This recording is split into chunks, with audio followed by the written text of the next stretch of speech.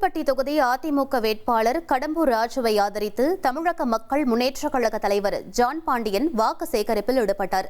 தெற்கு திட்டன்குளம், பாண்டவர் மங்கலம் உள்ளிட்ட பகுதிகளில் பிரச்சாரம் செய்தவர் தேசிய ஜனநாயக கூட்டணியின் பலத்தை விளக்கினார்.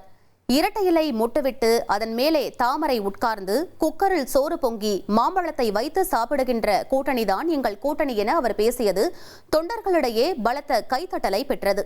எடப்பாடி பழனிசாமி தலைமையில் அதிமுக ஆட்சி அமைய இரட்டை இலை சின்னத்திற்கு வாக்களிக்குமாறும் கேட்டுக்கொண்டார்.